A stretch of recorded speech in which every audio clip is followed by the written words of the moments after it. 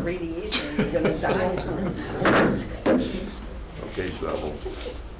But I'll call the meeting of the McKinney County Zoning Board of Appeals.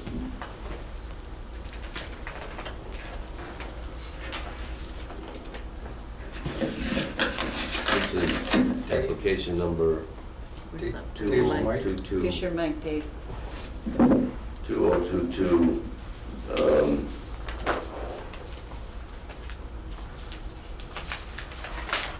047, PIN number 13-29-200-008. The address of the property is 4215 South Route 47, Woodstock, Illinois. It's located west of Route 47, approximately 1,200 feet south of the intersection of Illinois Route 47 and Illinois Route, when I missed the line there, north of intersection with Illinois Route 47 and Lucas Road.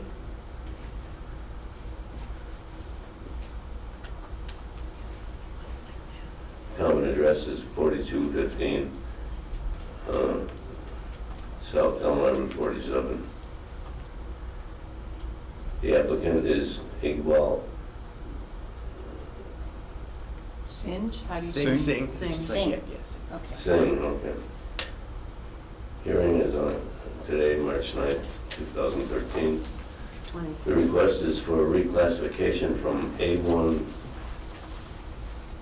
High Agricultural District to B3 General Business District with a conditional use permit for a storage yard and variations to eliminate the permit for a storage yard and variations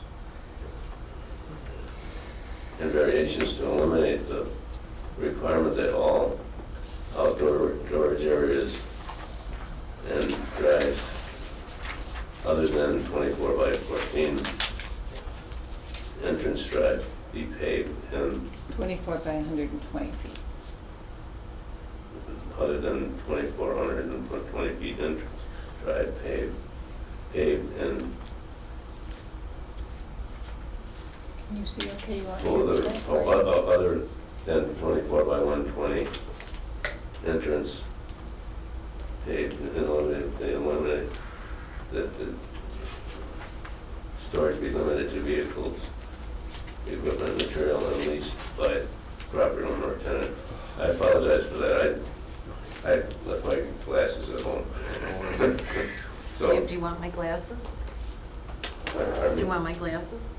no, I'm fine now. At this time, I'd like to introduce the board.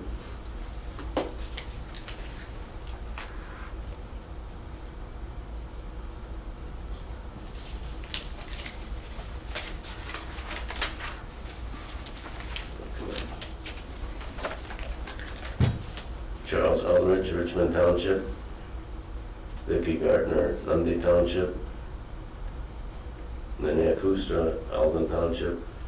Robert Cozen, Algonquin Township. Kurt Schnabel, Riley Township. Donald Smolinski, Grafton Township. David Stone, McHenry Township. The reason we announce the names of the board members is to comply with the state law requirement, which only allows one board member per township to be serving.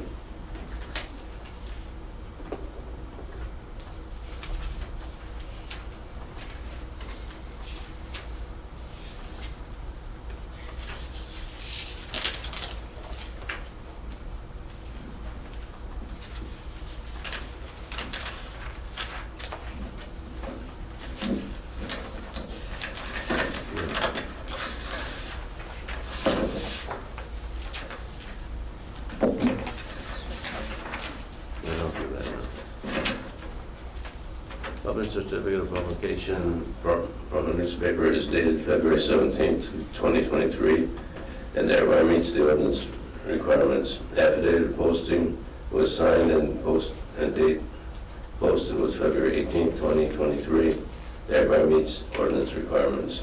Affidavit of mailing was signed and date mailed was February 16, 2023, and thereby meets ordinance requirements. Survey has been checked against the petition, legal notice, and publication in the newspaper, and all three match. Filing fees have been paid. The endangered species consultation was not required for this petition or application if we were going to change to that word. The endangered species consultation was not required for this motion, for this petition. The endangered species consultation, the McHenry County Soil, Water, and Conservation District report has been received.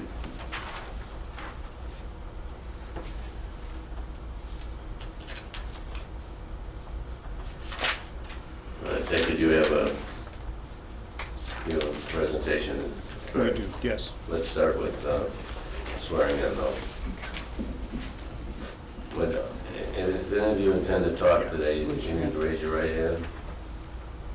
Do you solemnly swear or affirm that the testimony you're about to give will be the truth, the whole truth, and nothing but the truth? I If do. so, answer yes. I don't. I do is good enough.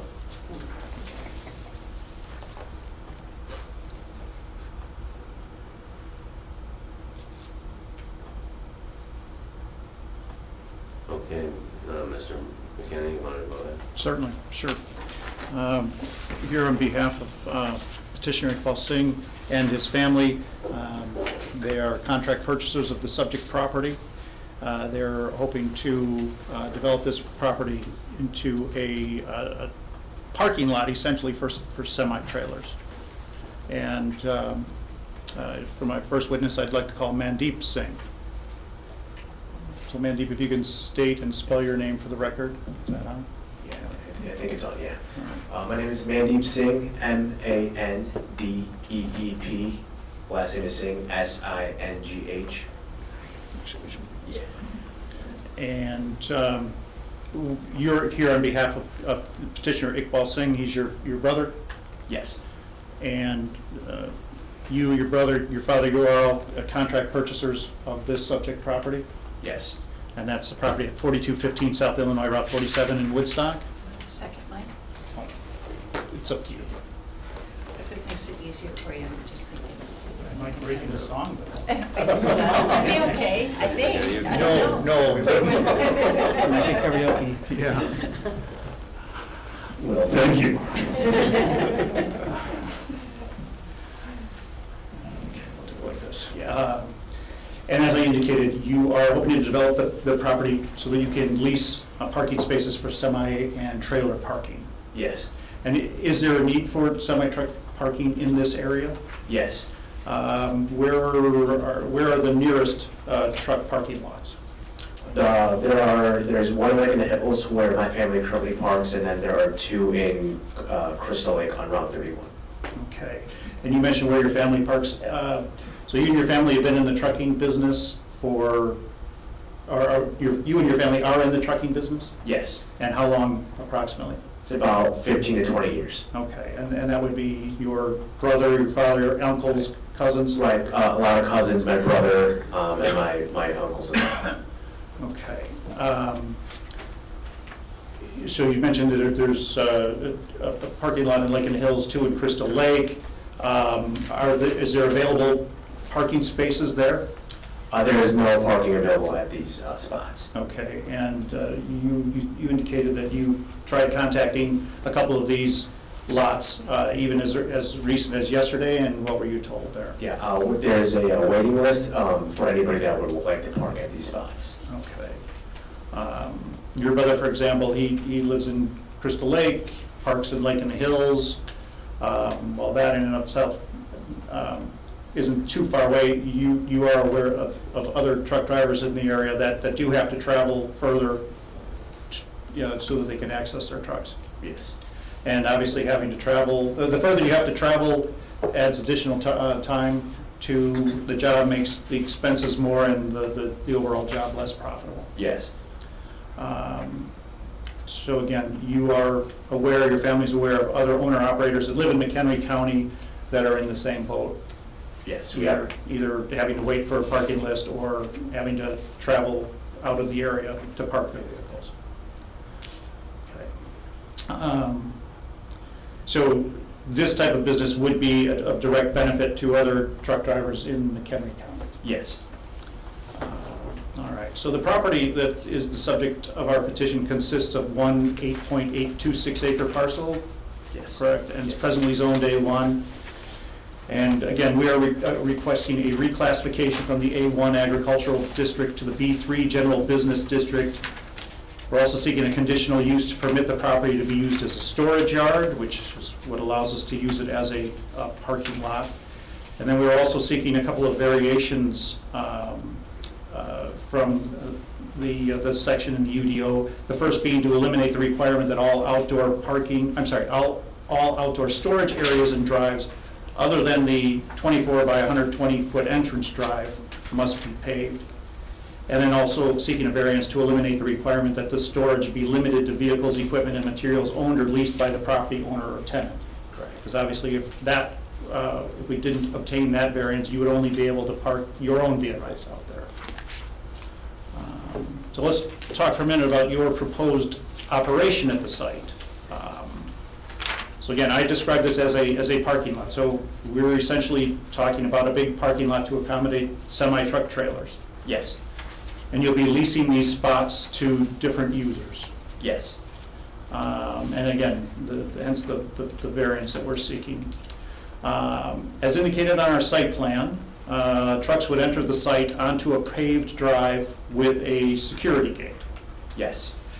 And we've designed the entrance to accommodate 2 trucks at a time in the drive, so it was to eliminate traffic backup on Route 47. Yes. So the entrance itself will be gated with an electronic card system. Yes. So again, drivers pull up to the card reader, scan the card, gates slide open, Yep, correct. and how much time would it take, for a driver to pull up and the gates open to allow them to go and access? From the moment they pull up to the card reader, I would say no more than 45 seconds, just a quick scan and go. Okay, and then the next driver, if there was one queued up, could just follow right along? Same deal. Okay. Now, in your experience, is there a crush of drivers, trying to pull up and park their trucks at any one time? No. And why is that? A lot of these truck drivers are independent and they, own their own trucks. The scheduling per truck driver is very scarce, very different. So it's not a 9-to-5 job. So some people have deliveries at 6 in the morning and some drivers might have deliveries later in the day. So it's never everyone leaving all at once. So their schedules are always going to be Very different. different. Drivers coming, the times that they're coming typically different for each driver. Correct. And where they're coming from may also vary. Correct. So as a result, you do not anticipate any increase in traffic congestion due to trucks queued up to pull into the property? No. And then, how long are trucks, or would you anticipate that these trucks typically be parked in the lot at any one time? For the most part, they'll be parked there for the weekend as the truckers come home to their families. During the week, it depends on the schedules. Some truckers are regional, so they go for the whole week. They might go to California and back, so they might be gone for 4 or 5 days. Some truckers are local, so they might leave Monday and they might be back Wednesday, and then they'd leave again and then come back for the weekend. So most of the parking will be filled over the weekend when the truckers are home. Okay. So, a driver would come in, drop off the truck, and then another day or 2 or 3, come back and pick up the truck? Correct. Okay. And how many spots are you looking to lease out initially? So initially, we were looking for to lease out about 60 spots, get 60 spots ready for the initially. Okay, and I think on our site plan on the north side of the property, we indicated 70 spots. 60 to 70, yeah. And then ultimately, the maximum number of spots that you would be looking to develop the site with? About 150. Okay. That would be ideal. to have Ideal, 150 yeah. spots. Okay. Did you say 150? Yes. So again, this, given the varied schedules and everything else of the drivers, this isn't like a parking lot for a shopping center with cars, you know, coming and going constantly. Right, no, it's not like that. Okay. We indicated in our application that the safety and the security of the site will be accomplished, first with the site being fully fenced, Correct. and the ordinance requires a 6-foot solid fence, so that's what you're anticipating. Yes. You indicated that the drivers will be given access cards to allow access to the site, Yes. and these access cards can be deactivated at the termination of their Yep. rental term. Yep. We also indicated we'd work with the police and the fire department to arrange for emergency access to the site. Yes. And at this point, you're anticipating a Knox box or something like that Yes. for the police and fire to access the Correct. site. Also looking to install low-intensity lighting. Yes. And again, the plan is for that to be shielded and directed downward to provide minimal lighting for drivers that may access the property after dark. Correct. The idea being to keep the light within the site itself. We're also requesting a variation to eliminate the requirement that all outdoor storage areas and drives other than the entrance drive must be paved. Let's talk about the entrance drive again. It's going to be fenced in with the security gate, but that would be paved, correct? Yes. The entrance would meet the requirements for IDOT. Yes. And, okay. So after they pull through the gate, though, you're looking to eliminate the requirement that those areas be paved. Correct. And what type of surface are you anticipating for those areas? We're anticipating compact gravel. Okay. At the site plan review meeting, staff raised a question about dust at the site because of the compact gravel. You or your family, you do have experience with other parking lots. Correct. And in fact, the lots that are located in Crystal Lake, Lake in the Hills, what is the material that the trucks are parked on there? Those parking lots have gravel as well. Okay. Has dust been an issue at those No. lots? No. Okay. And why is that? Due to the reason of compact gravel, there's not a lot of sediment there, so it's a lot of just small, rocks and gravel. So, and that's also compacted, so it's not loose. And the second part is that it's a parking lot, so these trucks are really limited to their speed, so they're not speeding in or speeding out, which minimizes the dust particles that could spin up. Okay. So again, the type of material along with the slow speeds, that's going to eliminate most, if not all, of the dust? Correct. And you're also aware that there are required yard setbacks as well as buffers around wetlands that impact a small portion of the property? Yes. And you're prepared to design the site so that it remains in compliance with those setbacks and buffer areas? Yes. Will there be any employees on site? No. Okay. Will there be any maintenance or servicing of stored trucks or trailers on site? No. How about washing of vehicles on site? No. And similarly, no de-icing material will be stored on site? No. Okay. All right. And the first of the approval standards that we have to meet for a reclassification is the compatibility of the proposed zoning with the existing uses and zoning of nearby properties. So take you through that. So again, the property is located about 660 feet south of the Woodstock city limits. Correct. It's bounded on the west by a Commonwealth Edison property. Correct. And what's located on that Commonwealth Edison property? Shelter. No, overhead, isn't there overhead wires on that comment? Oh, yeah, there's comment behind the property. Yeah, and then to the south, though, there's that animal rescue center. Neighbors. Okay. Now, that animal rescue center, that is zoned A1. We're asking for a rezone to B3. Animal shelters are allowed as a matter of right in the B3 zoning district, correct? Correct. And that, again, that's what we're requesting. As for the facilities serving your property, you're located on Illinois Route 47. Correct. All right, so a major thoroughfare serving the county, right, plenty of truck traffic as it is on Route 47. Yes. your understanding that Route 47 is slated to get widened Yes, here, and that in turn will also better handle traffic flow. correct. There is a new development going in at Route 47 and 176, which is about 1.5 miles south of our parcel, and can you tell us what that is?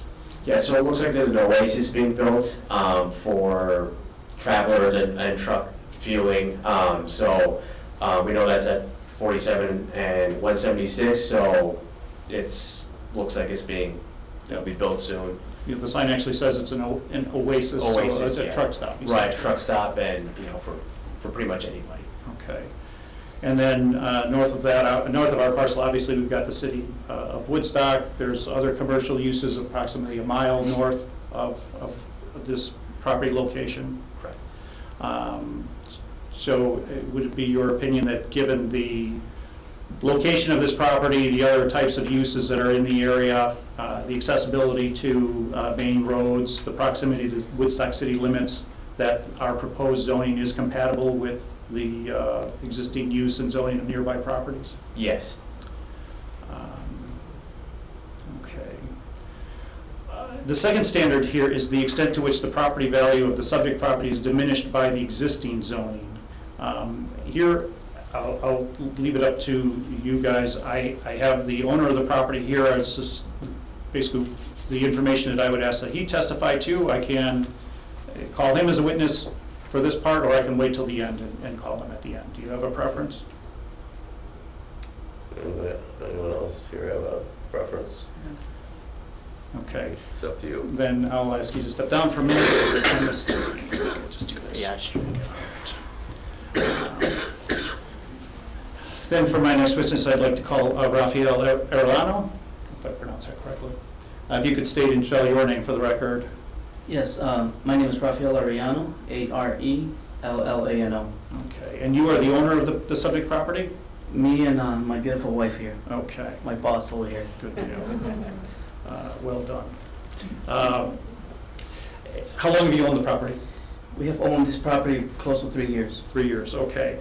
And there is the property is being used for agricultural purposes presently. Correct. And you store animals on the property? That is correct. Okay. These animals are housed in the 10 by 20 frame lean-to and the 20 by 12 doghouse that are shown on the survey? That's correct. And are these animals that are these animals part of a commercial agricultural business? No, it's not. Okay, so who are you raising these animals for then? It's mostly for us, so we know what we're eating. We don't like to eat a lot of chemicals from the store, so we Okay. decided to have our own farm. We were raised on the farm, so we're familiar with it, how to raise animals. So we have poultry, we have horses, we have lambs, we have goats, and we also have German shepherds, guard dogs for the coyotes. And then, so these animals, there's no other agricultural use of the property, no crops, no grazing land? We do have some grazing there for our horses Okay. to graze. This land used to be part of Berthel Nursery. I don't know if a lot of you guys, I'm pretty sure some of you are familiar with. So I worked there when I was 15 and I'm familiar with it. So it does have a lot of beautiful trees out there that we did a little bit of the clearing, but we left the beautiful trees, the evergreen. You got some maples and beautiful trees throughout the property. Okay. But there's no nursery use now in the No, property? it's Okay. not any longer. He passed away and his kid didn't want to have anything to do with it. And just Gotcha. let it be. And if the zoning is granted, you have some place to move your animals? Yes, I do. Okay. Other than keeping these animals for your own use, is the property at 9 acres, is it viable to be a productive agricultural property in the county? It could be, correct. Okay. I'm going to re-ask that question for you. We've got a piece of property that you've got 2 small buildings on where you house your animals. You've got a small area where you graze your horse that you're going to move to someplace else. If you are not there raising your animals for yourselves, is this property a suitable for commercial agricultural purposes. There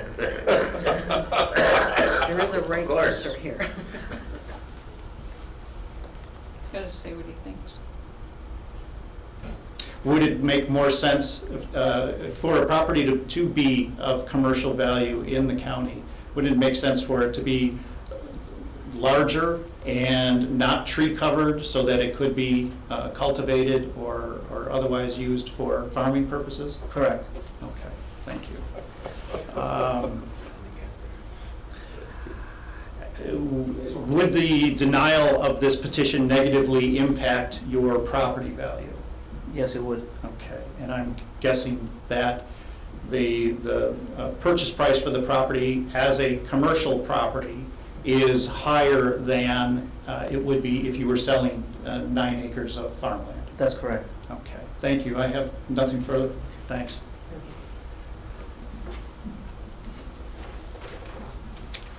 You All right. call another witness? I'm going to recall Mandeep Singh. Okay. All right. So the third standard is the extent to which the public health, safety, and welfare of the public are promoted by the existing zoning. Let's see, we indicated that there's the animal care facility immediately to the south of the property. Again, the county plan dev viewer views this as or classifies it as a commercial use. It is permitted use in the B3 district. So again, we're sandwiched between that to the south, Woodstock to the north. Again, further south is the new oasis that's coming in. Correct. All right. The nearest residence is about 900 feet Correct. to the south on 47, and it looks like there's only about 3 houses within a half mile of the Correct. property. Yeah. So the proposed zoning would not provide any detriment to the surrounding property owners? Correct. Okay. In fact, the next 2 standards, I guess we treat those together. The first of that being the public need for the proposed use. Again, you've testified that there is a public need for the proposed use. Correct. Nearest truck parking is Crystal Lake in the hills. The oasis is going in just to the south. Any Google search for truck parking in McHenry County is going to pull up several blogs complaining that there's no parking. Yes. And so there is a need for this use within the county. Yes, there is. And then doesn't our request encourage, also develop encourage the development of commercial businesses in the area? Yes. And it would be in the manner preferred by the county, namely developing from the city limits outward and preferably along major thoroughfares. Correct. And that's exactly what we're proposing. Yes. The next is the relative gain to the public as compared to the hardship imposed upon the applicant if the proposed zoning is denied. If the petition is denied, Arianos are left with a small A1 parcel, no real commercial agricultural use. Correct. Again, there's a need for this type of parking area within the county, and would denying this petition serve the public interest by halting commercial growth along the state highway? Could you repeat the question? Yes, would denying this petition serve the public interest by halting commercial growth along the state highway? No. Is there any gain to the public in doing that? No. The next standard is the suitability of the property for the purposes for which it's presently zoned. Again, as Mr. Arellano testified, he's using the property to house animals. The existing A1 is suitable for that use. Yes.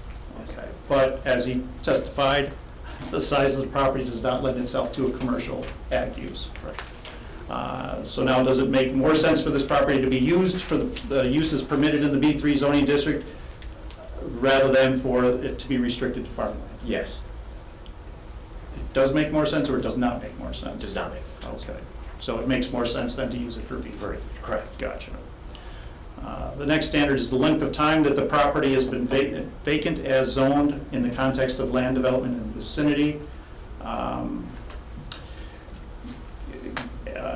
Going back to the 1980 aerial view, it looks like the property has been vacant at least since that time. Correct.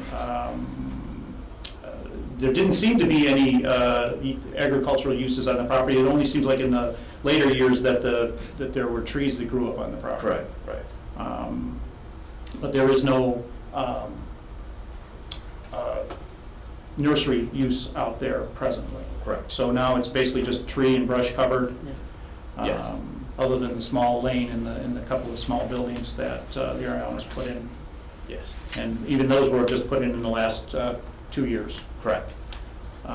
So our proposed development of the property as a parking lot is not taking prime farmland out of production. Correct, it's not.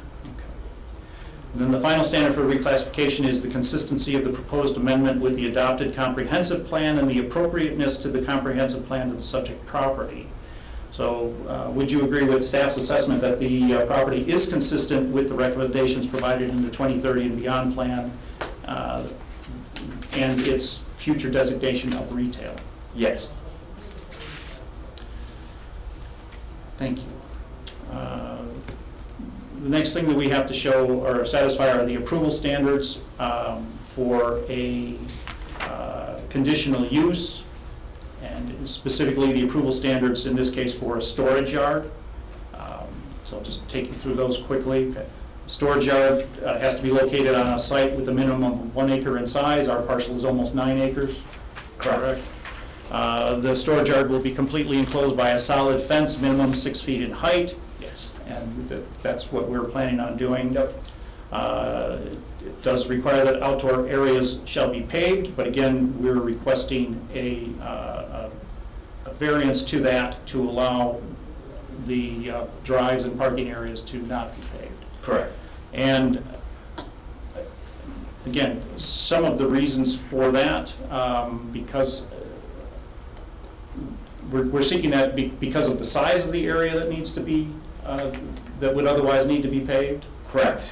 And because these are semis, you would have to put an incredible amount of paved material. Correct, yeah. Okay. If the parking areas had to be paved, would the project be economically viable? It would not. Okay. The next standard is that the storage yards require site plan review, and storage areas will be restricted to the areas designated on the site plan. We've gone through site plan review. Yes. And the site plan indicates the areas where the parking would occur. Correct. There will be no preparation, assembly, and processing of materials at the property. No. The next one is that storage shall be limited to vehicles, equipment, and materials owned or leased by the property owner or tenant. Again, we're seeking a variance to this requirement to allow you to be able to lease spaces to other drivers. Correct. And again, if you had to only use this for vehicles or equipment that you owned yourself, again, it would not be viable as a project. It wouldn't even be a business in that instance. Right. All vehicles stored on site must have current plate registration. Is that something that you could require in your contracts with the users? Yes. Similarly, vehicle maintenance, including changing oil, is prohibited. Again, something that we would put in the contracts with the users. Correct. Any structures utilized in conjunction with the storage yard must meet all applicable building codes for the occupancy category. At this point, do you have any plans to construct any buildings out there? No. Okay. And then, obviously, in the future, if that were to change, we would have to go through that process. Correct. Right. And then finally, on-site retail sales are prohibited in the storage yard. We're not going to sell anything And then applying those generally to the approval standards for conditional use permits. The first being that we demonstrated the ability to meet the applicable standards. That's what we just discussed with respect to the storage yard. That the site is so situated that the proposed use is compatible with the existing or planned future development of the area. Again, the 2030 plan shows this as retail. We're just south of Woodstock, not far from 47 and 14, not far from 47 and 176. Correct? Correct. Okay. That the establishment, maintenance, or operation of the conditional use shall not be detrimental to or endanger the public health, safety, morals, comfort, or general welfare of the neighborhood and vicinity. Let me restate that. Isn't it true that our proposed use would not be detrimental to or endanger the public health, safety, morals, comfort, or general welfare of the neighboring vicinity? Correct. That's true. Again, we're not looking to necessarily add anything that's not already there. You testified earlier that, this is on Route 47, Yes. plenty of truck traffic already on 47. This just gives them a place to pull off and park. Right. That the conditional use shall not be injurious to the use and enjoyment of other property in the immediate vicinity. Correct. Correct. Again, there's very few residences in the area. Right. There's the animal care shelter to the south. If you are out there, pretty much all you hear are the dogs barking from the care center. Right. Correct? Correct. Do you anticipate that your use be quieter or louder than the dogs barking next door? Quiet. Okay.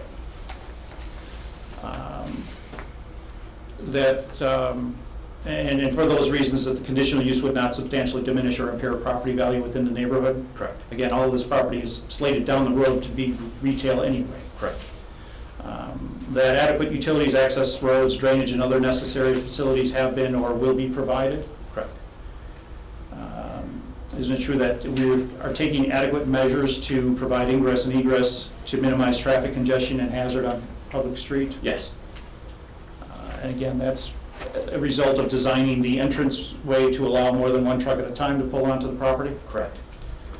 Isn't it true that the conditional use will in all of the respects conform to the applicable regulations of the zoning district in which it's located? That is true. That it's true that the conditional use is reasonably in the interest of the public welfare? That is true as well. Again, because there is the demand for this type of use in the county. And that, isn't it true that adequate measures will be taken to provide protection of groundwater recharge and groundwater quality? Yes. And again, that was something that was discussed at site plan. We'll have to have a stormwater detention plan and work with the county to satisfy all of those requirements. Yep. Thank you. And then finally, the approval standards for zoning variations. For all of the reasons that we've already stated, isn't it true that the particular surrounding shape or topographical condition of the subject property would result in a particular hardship upon the owner as opposed to a mere inconvenience if the strict letter of the regulation was carried out? That's true. Also true that the conditions upon which the application for variation are based are unique for the property for which the variation is sought, and not generally applicable to the other property within the same zoning district. That's true. And again, we're not looking to vary necessarily what's going to be constructed out there, just again, the surface area and the fact that you can actually use the property as a business as opposed to your own storage. Correct. True that the variation is not based exclusively on a desire to increase the monetary gain realized from the property. That's true. In fact, the variations are necessary in order for it to be a viable project. Isn't it true that the difficulty or hardship is caused by the ordinance, hasn't been created by any person presently having an interest in the property? That's true. Once again, that the granting the variation will not be detrimental to the public welfare or injurious to other property or improvements in the neighborhood in which the property is located? Correct. Isn't it true that the variation will not impair an adequate supply of light and air to adjacent property or substantially increase congestion in the streets or increase the danger of fire or endanger the public safety or substantially diminish or impair property values within the adjacent neighborhood? That is true. And finally, isn't it true that the granting of the variation will not confer upon you any special privilege that's denied by the ordinance to other land or structure in the same zone district? That is true as well. I have nothing further. Okay, questions, starting with Robert Cozen.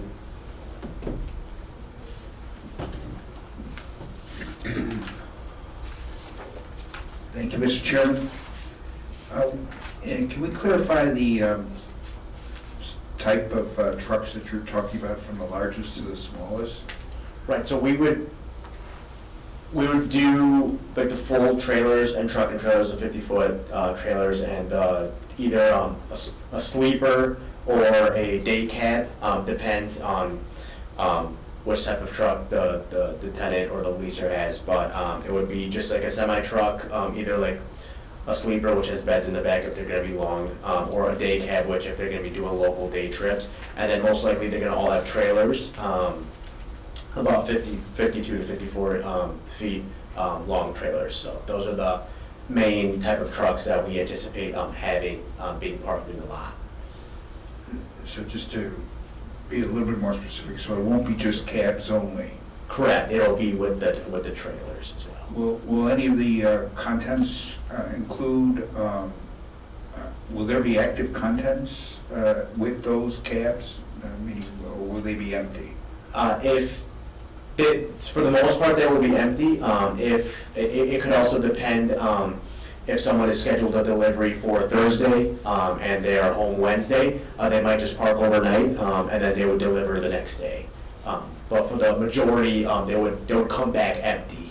But there is a chance that they could have a load in there that they're going to deliver later the next day or so on. Will there be any contents that are liquid or fuel or anything of that? No fuel. These will not be tankers. There could be produce such as maybe depends on whatever they picked up, but we don't anticipate any chemicals or fuel, so to speak. But it could be water or juice going to a Jewel or something like that. Yeah. Or Italian dressing? Right. Yeah, or some ranch. Thank you. We'll leave that as unanswered. Would you know, and I don't know if this is directed to staff, but there is a corrugated metal pipe that provides drainage under the driveway. Do you understand if that is your responsibility to maintain, or do you expect that to be the responsibility of the state? And I raise this in the context of the vehicles going over that pipe.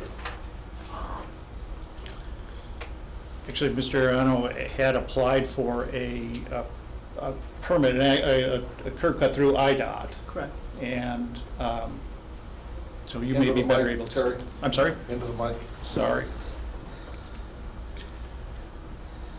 Do you want me to What repeat kind that? of pipe you're mentioning? It is identified on the plat of survey, and it appears to be an 18-inch reinforced corrugated culvert pipe.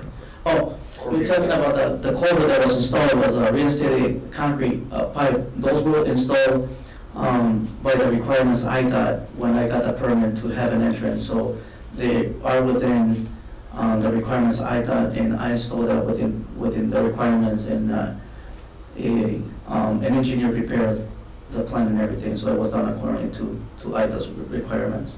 Right, let me restate my question. Whose responsibility should one of the trucks crush the pipe to restore it, since it was necessary to maintain the flow in a state highway? It will be the responsibility of the owner of the lot, yeah. But those pipes have a big capacity for commercial. That's the reason IDOT require that, because if you look to the animal shelter on the other side, the type of piping that they would put was a lighter one. That's why those ones were reinforced concrete for that same reason. I have no further questions. Mr. Smolinski?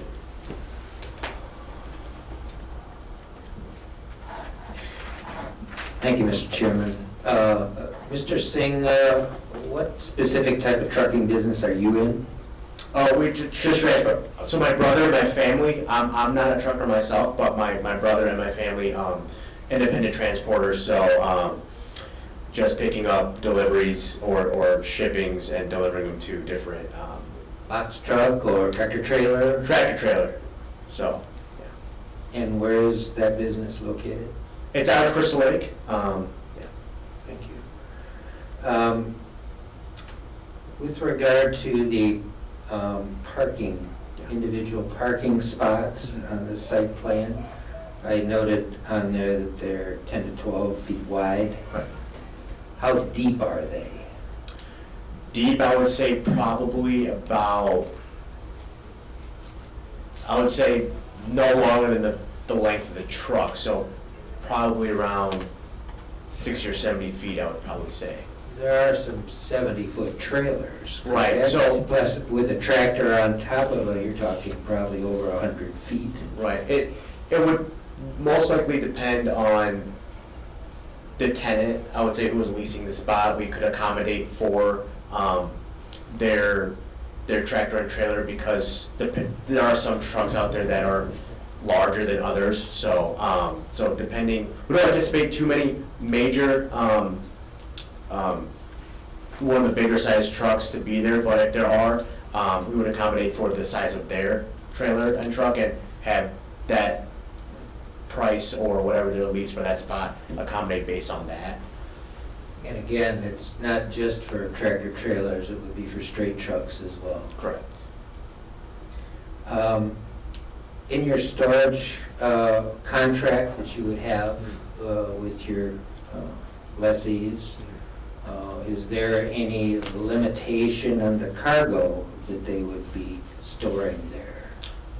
It would most likely be in line with the limits on the highway, so we wouldn't have any oversized loads coming into the park. I'm more referred to the contents. Oh, yeah. Now, you Right. said that there's going to be no tanker trucks there. Correct, correct.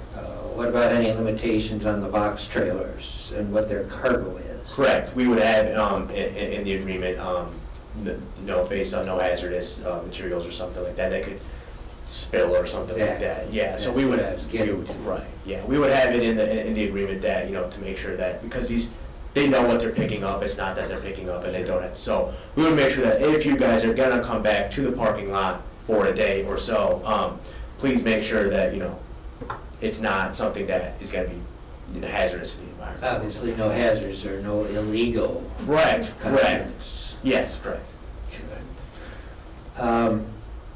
Okay, so if you have tractors stored there as well, is there any protections or accommodations from the tractors or the straight trucks themselves leaking oils or other materials? Could you repeat that one more time? What if you have a tractor that's parked there and it's leaking oil? And again, with no hard surfaces, it's not contained, Right. so it goes directly into the soil. Any protections or limitations on that? We would say what one of the requirements of park there is to make sure that, your trailer is, or your tractor is properly serviced. A lot of these tractors are obviously they're regulated, so they have to be up to spec on with IDOT when they travel. So we would have a restriction or in the agreement that says make sure that if you're going to park your vehicle here that it is up to standard. So the part of the standard would be that there are no leaks or and it's serviced or something on the lines of that. That would be specifically in the contract. It would be, yes. And what type of inspections of the site does your business plan to do? We would have just like a regular, if one of the family members or me and my brother or my dad running the business, we would be going to the parking lot often just to make sure everything is running okay and there's no issues. So there would be a regular visit to the parking lot to make sure there's nothing going on. Would you have plans to document those inspections and have like an inspection checklist that could be available if Yes. required? Yes. Thank you, that's all I have. Absolutely. Mr. Eldridge? Thank you, Mr. Chairman. With regard to the access to the site, is that presently a commercial access licensed by IDOT, or does it need to be upgraded for this type of use? That's our understanding, is that when the owner applied for and obtained the access, that it was a commercial use access. So obviously, we need to confirm that with IDOT. It hasn't been confirmed yet, one way or the other. Well, When we did the entrance, we asked the engineer to include it to be option, could be for a commercial if we ever sold the property. So the entrance is 60 foot long with reinforced concrete pipes for that same reason. So IDOT has engineer plans, and IDOT has given us approval for that reason if it was ever used for commercial. So yes. What is the width of the culvert? The width, I don't specifically remember, but the county only has the engineering plans and have the measurements and everything. They're on file within the county. Does the site plan show Mr. McKenna? The site plan shows the entrance. It does not show a dimension, though. You would have to calculate it based on scale.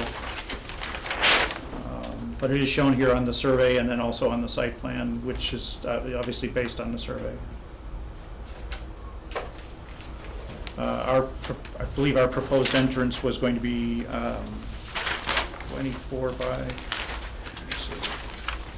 Well, the pavement needs to be 24 feet wide, yes. Yes. So the pavement would be 24. I don't know what the width of that drive is at the right-of-way. Okay, thank you.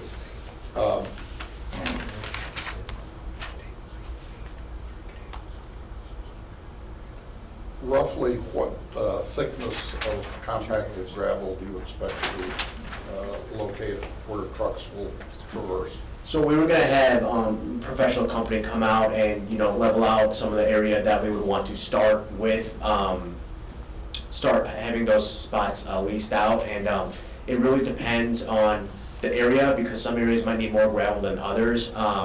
According to like the soil test that we got, it really just depends on like what areas, how each area is, because some areas might need more compacted gravel than the other, just to level it out, because there might be some uneven areas. So I can't really give a number right now on like the inches wise. It's based on the compaction amount? Yeah. And you had soil tests done? Correct. And rather than just say we're going to blanket the area with so much material, it's dependent more on the type of soil underneath. Right, yeah, and the area. All right. And you're providing a buffer to the wetland areas? Yes, yeah, we would have it blocked off. What do you mean you're having it blocked off? We would have it, like where the wetlands are, we would just have like a buffer where, we would have like, make sure the trucks don't go over there. We'll just have it so nobody mistakenly, would just be buffered out, yeah. Would you object to a condition as part of your conditional use prohibiting locating tanker trucks on the site or trucks containing bulk chemicals or other potentially hazardous materials? We would not object, I think that would be part. Okay, I have nothing further this time. Yeah, catch me if you can, huh? Mrs. Kuster. Yeah, I have a few questions. The sites you're talking about in Lake in the Hills and Crystal Lake, those are sites where your family has their trucks? One of them, my family has trucks there, one of them, yeah, and the Lake in the Hills one. At the Lake in the Hills, your family stores their trucks? Correct. And how big a site is that? So it has it's a truck shop and a parking together, so I want to say maybe 75 to 100 trucks maybe parked there. And then there's another site in Lake in the Hills, you said? There are two other ones in Crystal Lake on Route 31. Yeah. And how big are they? I'm not exactly sure, but they are, I want to say at least 100 trucks, at least, yeah. And what are they zoned? I think they're zoned for commercial, like, For commercial Yeah, yeah, business, not yeah. industrial? right, yeah. In our zoning ordinance, you can have a storage yard by right permitted in an industrial area. Did you look at any industrial areas to use for buying for storing trucks? We were looking around, just based on the location and the size and just the way that the lot is shaped, that we landed on this one. It was, we were looking at other ones, but it just, a couple other properties that we were looking at were, let's say, already zoned commercial, but it just wasn't ideal with the location and the shape of the land and the property. Like what would be the problem with the location and shape of land? What's sort of- So a couple of the properties that we were looking at had like wetlands right in the middle of the property. So that was that would not work for our business plan. And then the shape of the land, they were not, this is like a nice rectangle, so what we would want, a lot of these parking lots are perimeter parking, just because you want to have the trucks come in and be able to maneuver around, back up into their spot. The other properties were not shaped perfectly as a rectangle or like a square, so it would be very hard for truckers to, or even manipulate a plan to have it accommodate the parking. They were more just not in the right shape, if that makes sense. Okay.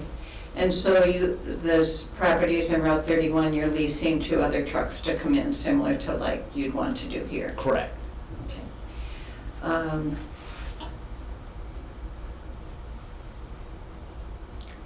So there's trees on the site, as the owner was saying, there's a bunch of trees and there's buildings, and you're going to be removing all that?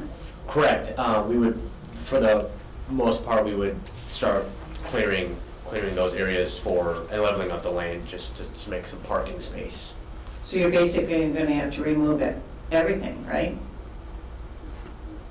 As far as the trees there for your turnaround area and for your Correct. parking area? Yeah. Okay, I noticed in this staff plat review that Ms. Coletti reminded you that if you're going to be clearing the land, all that disturbance will be counted in for a stormwater detention calculation. Have you figured that in as to where you're going to have stormwater detention? We have specific spots that we would like to put the stormwater detention, and then we were gonna talk to the engineering at the county and just run it by them and see if it would work with them, so. And she said that you'd need wetland buffers, and you're just saying that your buffer is going to be that you're just not going to drive over there and park there? We would probably have it blocked off, maybe just so, some type of buffer where, we make sure that this is not an area that you could go. So it would probably be more than just, just in your mind. It would be something maybe physical just to block it off so it's not a problem. Okay, that's all I have, thank you. Mrs. Gardner?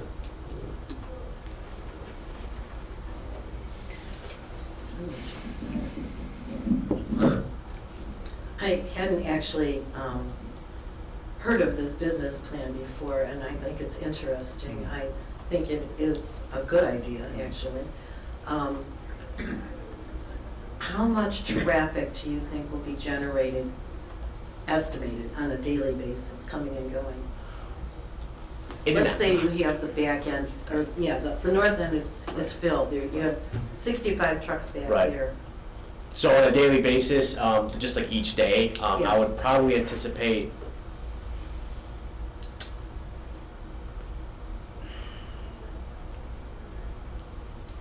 maybe 10 trucks coming in and out, like that day, just because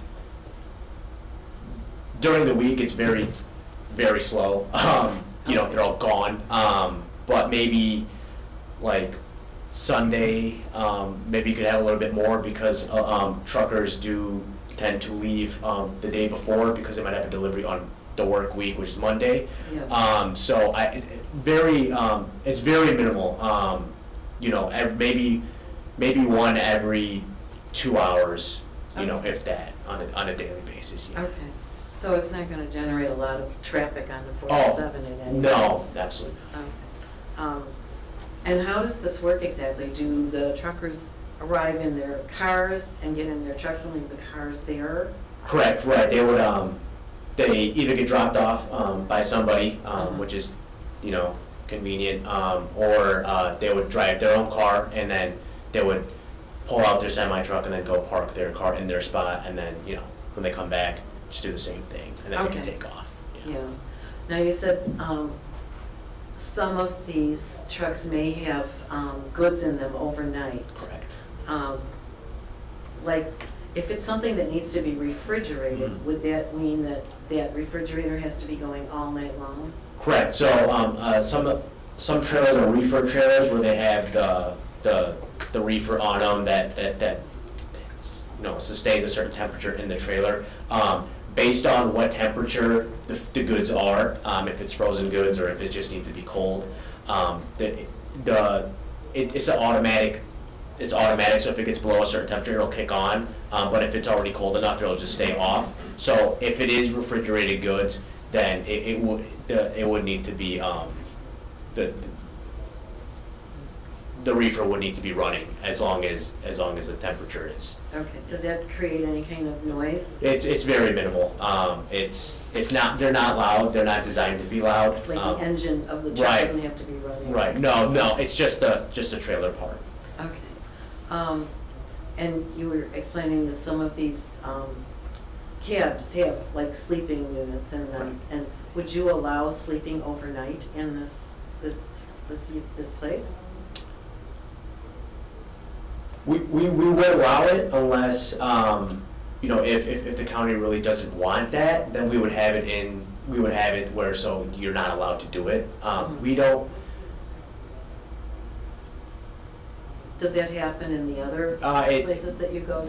That's a scenario that I've never ran into. I've never had anybody actually sleep in their sleeper in the parking lot itself. So we don't anticipate that. A lot of people, they don't want to sleep in their sleepers because it's not a comfortable sleep. So we don't anticipate that happening. But I've never ran into that with our business. In the parking lot, so to speak, that a trucker is sleeping overnight in their trailer. Okay. Let's see. Now, are you going to have a sign for this place? Yeah, so I think in the plan we have there's already a sign there, and we were just going to put our business name on there just so people could drive by and see that there's a parking spot there. So yeah, Okay. We would have a sign. Yeah. Okay, and I have some questions as to why you chose B3 Okay. for zoning. Staff recommendation. That was a stat, okay, I'll save my questions. And that's all I have, thank you. Thank you. My questions have largely been answered at this point already. I would just like to comment that I'd like a little further discussion on this hazmat storage capability, and I'll pass it along from there. Thank you.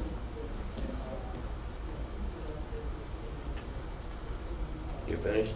Yes, please. Okay, I'd like to weigh in on this one. The thing that troubles me here is the B3. I'm not inclined to grant a B3 on this parcel because the fact of the matter is the use is simply a storage unit type of thing. And I think you can get as much benefit out of your property with a conditional use permit. So I'd be willing to agree with I would go along with the conditional use permits, and the It's variance. not allowed in agriculture, Dave, conditional use permit. Well, you can't do it. No. Holy cow. It's permitted in industrial or with a conditional use in B3.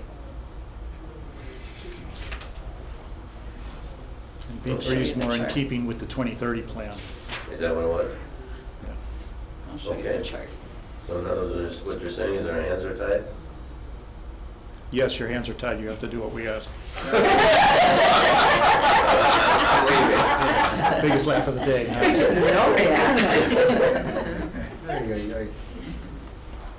Okay, I've said enough.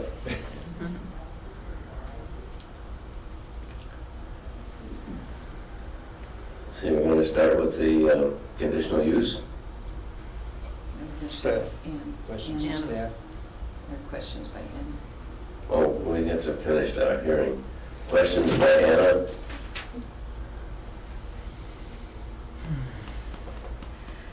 Okay, I have a couple of questions.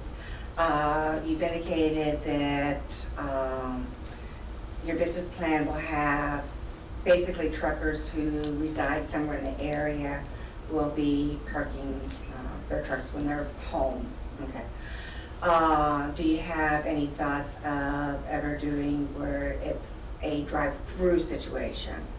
So you have someone who is trucking from somewhere down south, going north, or vice versa, and need a place to stop, would you ever provide something like that? So originally, I think the plan is just for parking. We originally would not allow that or run that type of business. You know, down the road, depending on, you know, I know the road's widening and how much more traffic that, you know, how many more trucks are coming down the road. You know, when time comes, we could maybe start to accommodate that and see if that'll work with our plan. But originally, I think it's solely just gonna be for parking for individuals that wanna park their semi-truck there while they're home. Okay. So there is a potential that during the week, when the truckers who reside locally are not parking there, that you could rent their spot during the week to a transient situation, so there could be more traffic in and out potentially. We would most, like, the plan currently, it would not be it would just be, you know, a monthly spot. So if, you know, you pay monthly for your spot, and if you were to leave, we would not lease it out to anybody else for the meantime. That's the original plan right now. Like I said, with the future plans of with the highway expanding and the 2030 plan, you know, if time permits and, you know, the time is right, then we could definitely look into doing something like that. But I think originally we were just planning on just leasing it to one person, and then it's their spot. Okay, and then it kind of sounded to me like you might be assigning spots, is that? Yeah. Okay. So are you marking off spots? yeah. Okay. Yeah. And then, if I'm not mistaken, most trucks are diesel trucks, correct? Correct. Okay, so is there gonna be a period of time when they might need to start up and just idle for a while to warm up and so on? Right. Mostly in the winter time, just because it's cold. I want to say it's a hit or miss because some truckers don't truck in the winter. They tend to take the winters off. But if for the truckers that are operating in the winter, that the truck does need to warm up before they pull their trailer out. Okay. Those are the questions that I had. Anything from you, Kim? Okay. Mr. Coulson. Then we take testimony. No, Mr. Coulson has a question. You have Nan, you have testimony? I will go through my report quickly unless Mr. Coulson has a question about my questions. Okay. Okay. So as noted in the staff report, this stretch of Illinois 47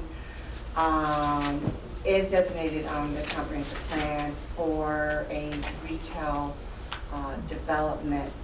However, most of this area currently is very sparsely developed with very limited commercial activity.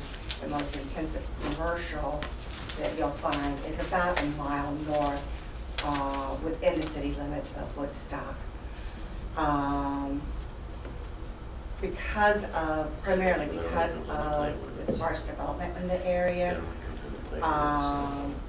we feel that the request for rezoning to a B3, which could allow any of the commercial uses allowed in B3, is premature at this time.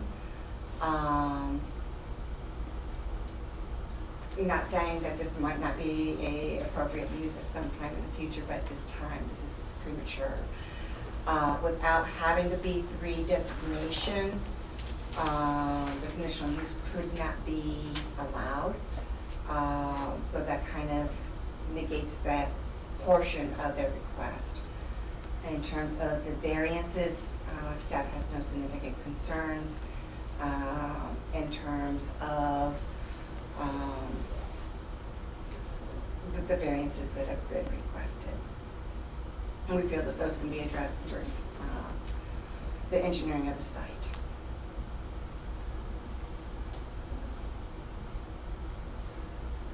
Charles?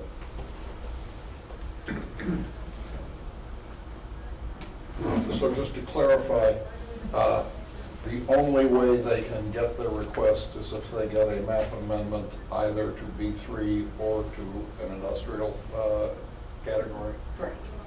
So there is no way that they could do it in any other zoning district. Correct. Okay, that's all I have. Bob? Go ahead, Bob. Thank you. Thank you. Has any comment been received from Woodstock, Crystal Lake, or Lakewood to this petition? No. Can you clarify in the staff analysis that the property to the south is a pet rescue service as opposed to the testimony, or was my geography confused as to raising animals for personal use? Okay, so the property to the south does have a pet rescue service that's provided there, and that is allowed by right in the A1 district. I believe that the property owner has indicated that they do have their own personal animals on their own site, this site that we're talking about today, for their own personal use. Well, what animals are they rescuing then? Oh, I'm sorry, those are dogs. And bear with me. And during the staff meeting, there was a reference about a drain tile survey. Is there any concern that it should be produced before any further consideration is given to the use proposed? Can you speak No. up, Bob? Oh, there's a request in discussion during the staff hearing concerning the drain tile survey. And I'm asking, does staff have any concern that that should be produced before further consideration is granted for the use proposed? And I started to indicate that no, that those, that information would be needed as part of the engineering of the site. But in terms of your consideration today, it's not a requirement. I have no further questions. Anyone else have questions? Go ahead. Lynn. Yeah, Anna, I have, first of all, this property was a nursery for several years, and then it became a farm now in the last 3 years. Is that how you understand it? I was not aware of the nursery before today's testimony. Okay. As far as the tankers and hazardous materials stored on trucks and that sort of thing, is that something that we can even do and police? I mean, I just have a lot of concerns about that. I mean, we can say no, but how are we going to even know? Yeah, the only way that we would be able to know is If site there's a complaint, inspections. right? If there's a a, problem. if there's a complaint and or site visits where the truckers would have to allow us access to their trucks. The planning division does not have police powers to enter private vehicles, so we would not be able to police that part of it. So there's really nothing we can do? No. No, that's what I thought would happen. Okay. And as far as the wetlands on site, as far as, these trucks and oil and, again, how is there a way that we can police if somebody's changing the oil in their truck out there while it's parked there? Is there any way we can know if they're doing that themselves? Again, not without entering the site, which we would have the ability to enter the site, assuming that we have a car key to get into the gate. I've indicated previously, other hearings, that staff is trying to develop our inspection of CUPs. I'd like to be able to say that we would be on site at least once a year. At this point, I cannot make that an absolute promise.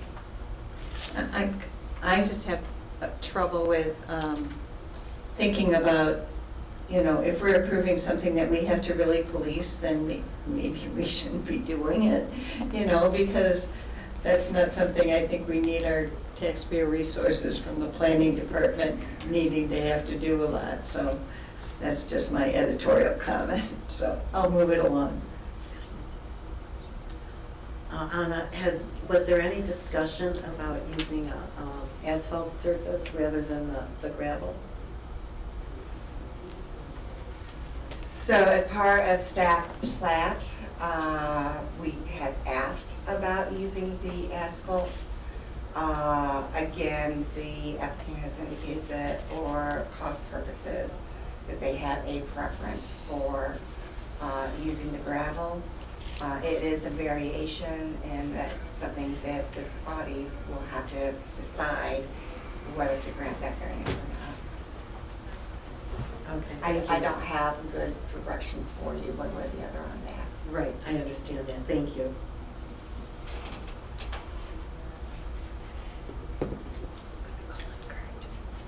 I mean, He doesn't have Sure. questions. I'm good. You had questions about hazmat, you said? I believe you just covered that topic sufficiently. Thank you. Well, it's hard being at that end of the table. Oh, Bob has No, no. so do we have to use the standards as conditions? They're not conditions. We've got conditions, I think. Yeah. What is that? They have 4 conditions proposed on page 5 of 31. That's it? First, we got to let him do a closing statement and close. Yeah, that's right. Closing statement? Yep. Yes, thank you.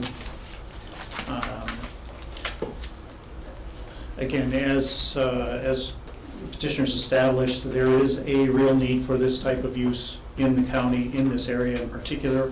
It's located in an ideal spot on Route 47, just south of the Woodstock city limits.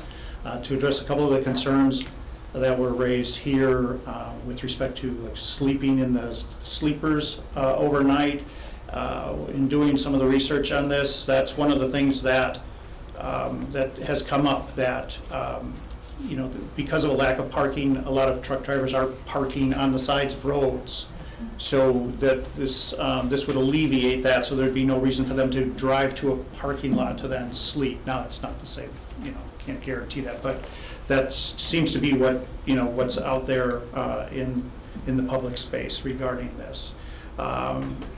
With respect to the hazardous items, as petitioner has indicated, we would be willing to agree to a condition that would prohibit overnight parking of hazardous materials or tanker trucks.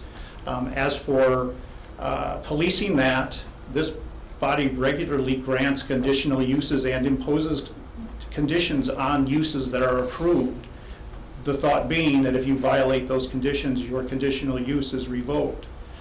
So I think that the county has ample ability to do that and to satisfy itself that we are in compliance with the conditional use that we're restricted, or rather that we've been given. Staff raised a concern about essentially double booking parking spaces. Petitioner has indicated that these truck drivers come and go at various schedules, so we wouldn't have any real way of knowing that, hey, Bob is going to be gone from this day to that day, let's double book Bob's spot, because if Bob comes back, then he's in real trouble because he's violated his agreement and there's no other place for him to go. As for staff's comment that the granting of this use is premature, I guess my question is, at what point is it not premature? When the next guy gets his use, or does that guy not get his use because it's still premature because there isn't a commercial use? You know, as has been indicated, this use is only permitted in a B3 or in an industrial. I'm guessing that the B3 is less objectionable than an industrial. It is also more in keeping with the 2030 plan, which does have a commercial use.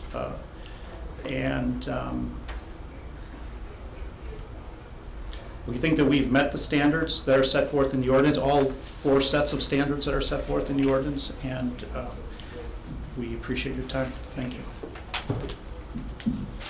Mr. McKenna, based on what you just said, I just have a question. So Okay. you're talking about people sleeping and that they're normally, now you see truckers on the side of the road sleeping, so them being able to then sleep in their vehicles is something that, you know, could easily happen. So how about bathrooms? If somebody's sleeping in their truck? As indicated in the site plan review, there was no immediate plan for a bathroom, although porta potties would be permitted on the site with appropriate permitting through the county. I'm just pointing out that it's probably not a common occurrence where a truck driver is going to go and drive out of his way to come to our spot to sleep when he could stay on his route, essentially pull off on the side of the road and sleep there. So, yeah, at this point, there is no plan for bathroom facilities. Again, what was discussed at the site plan review was, you know, if it became an issue that down the road, we would be entitled potentially to portable toilets as long as it was properly permitted through the county. Thank you. Okay, you want to summarize what it is that you're asking us for today? Certainly, we are asking for a rezoning of the property from the A1 agricultural district to the B3 general business district.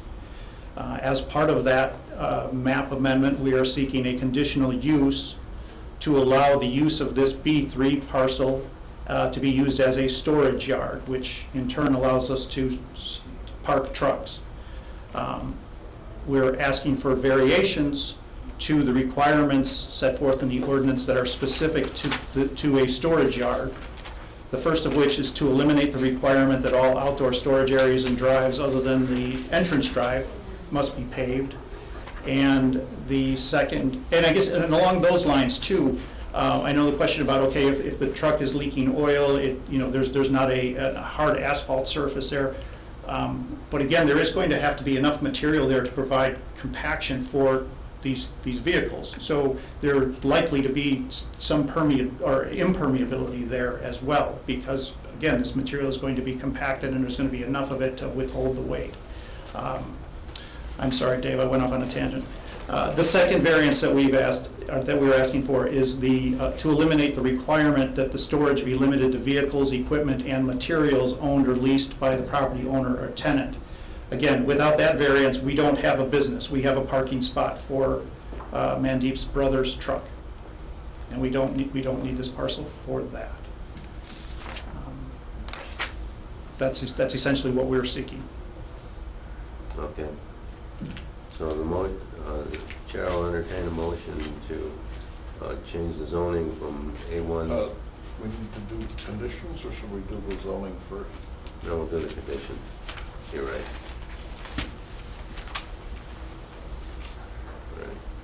The conditional permit shall expire 10 years from the date of approval by the McHenry County Board.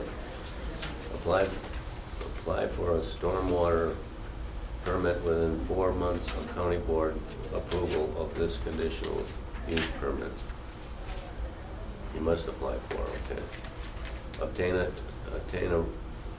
updated driveway access permit from IDOT for a letter from the IDOT indicating that such a permit is not needed, or a letter from IDOT that is not needed. Such documentation shall all be provided by the McHenry County Department of Public Planning and it doesn't go anyplace. Planning and Development within 1 year from the County Board approval. Number 4, all other federal, state, and federal laws shall be met. Are there any additions or corrections or amendments to the conditions just read? If not, we'll take a vote. All those in favor? Need a motion. Yes. Did I get the motion? No. So moved. I'll second. Moved by Gallerich, seconded by Gardner, to approve the 4 conditions.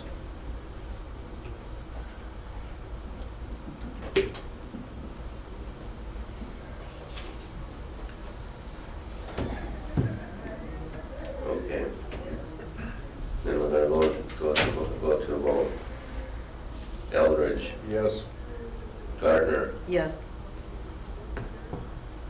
Boostra, Yes. Cozen.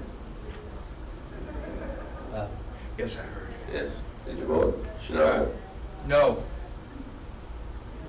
Who was the no? Cozen? Yes.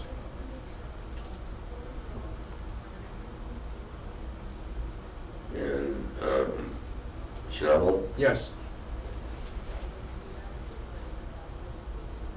Smolenski? Yes. Wait a minute.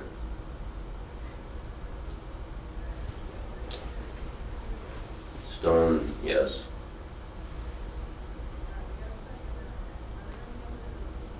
I believe that's the vote is six oh, 6-1. 6-1. 6-1, all right. We'll go to the county board with 6-1. That's the conditions. That's for the conditions. Okay. That's just the conditions. That's just the condition, okay. Now we gotta go to the vote on the actual petition. Okay. So I move the petition, subject to the conditions. Are we doing the zoning, discussion, the variation? What are we Charlie, doing? is this for the rezoning or the conditional use or the variations or what? I think the next, it's the rezoning, isn't it? Or isn't it? I thought we did the rezoning. No, we have not done Okay. that yet. So I need to understand what is the motion regarding? The rezoning. Okay, so your motion is to rezone from A1 to B3 without doing anything with the conditional use request? Well, we have to vote on that too. Separate? Yeah, Okay. I just want to be clear what we're talking about. but so far I don't have a second. I'll second. Okay, the motion is to approve the B3. Yes. Okay. Discussion on the approval of the B3 Yes. amendment. I moved for the purposes of discussion. I believe that this area ultimately ought to be B3, but I'm very reluctant to vote in favor of B3 at this time. We haven't gotten to the conditional use, but I have some serious problems with the conditional use that is proposed, which I'll discuss when we get to that. If there were any sort of commercial use anywhere close, or if this were a significant intersection on a major road, it's on a major road, but it has relatively little frontage for the size of the parcel on that road. It's not at a significant intersection. It has no utilities to it. While I tend to favor a lot of development, I think that B3 in unincorporated areas ought to be generally at major intersection points, and that otherwise B3 ought to really be restricted to either within or immediately adjacent to municipalities where utilities are available. So I am going to listen to my colleagues, but I am inclined to vote against it.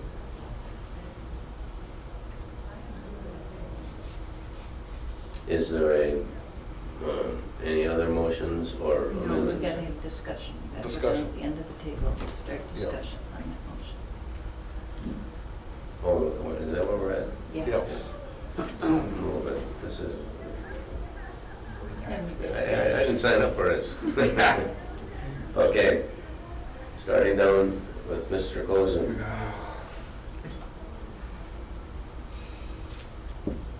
So we're now at the point of discussion. Yes. Okay. On the motion.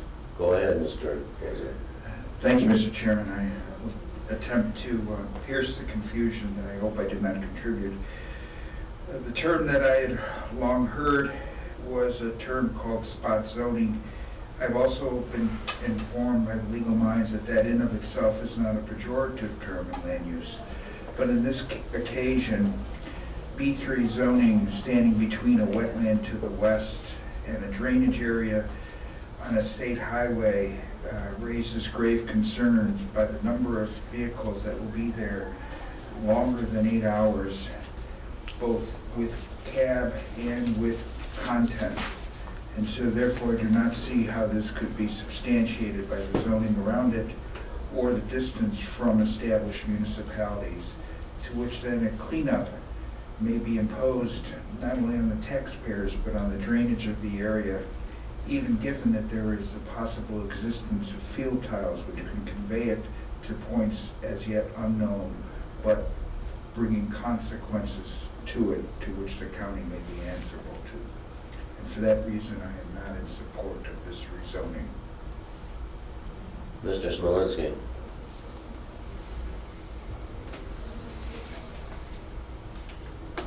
I have heard the objections of two of our members of the board here today, and they do have some merit to them. However, I feel that the petitioner has met the standards for the rezoning of this property B3, so I will support it. Mr. Eldridge. I've already made my comments, thank you, Okay. Chairman. Mrs. Boonstra. Yeah, when I look at rezoning this B3, I have to look at, not only the storage yard, but whatever else could be on a B3. And because if the conditional use isn't requested, this still would be, if we rezoned it to B3, it'd still B3. And anything on our charts, and the petitioner can tell us anything he wants, but anything on these charts could be in a B3 zoning. And I have to say I agree with Mr. Eldridge that I just think this is not in keeping with where I would like to see a B3, like by a major intersection or like adjacent to a municipality. I just think this is premature. And as far as the conditional use request, that's a whole different story, but I just think just the rezoning of the B3 with the wetlands nearby and being that far south, a mile south of the other business zoning and within the city of Woodstock, I won't be in favor of this. Ms. Gardner.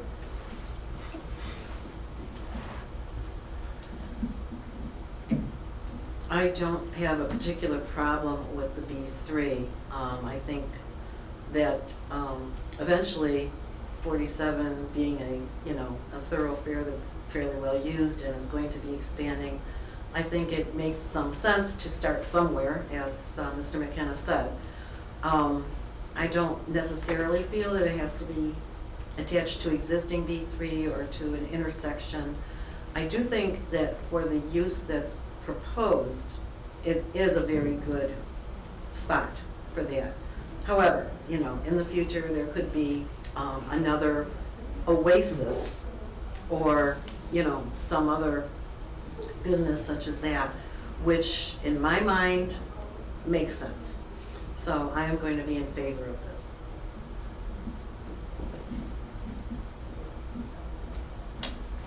Mixed Mr. bag. Melton.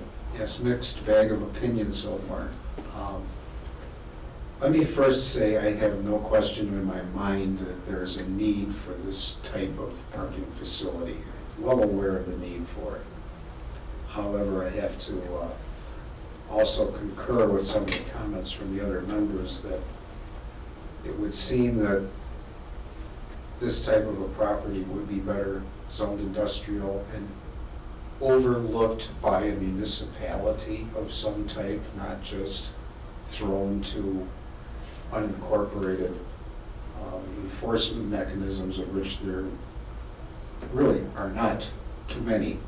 So at this point, I'm not inclined to support the rezoning. on that parcel? Well, I've been snookered today by some law I didn't know about, and my real desire was not to have this parcel end up where it appeared to be going before the board decided to act in a different manner. I just wonder if this is right for the board to take a position that's contrary to what everyone in the room seemed to agree was accurate. That in fact, a B3 does go into a zoning like that.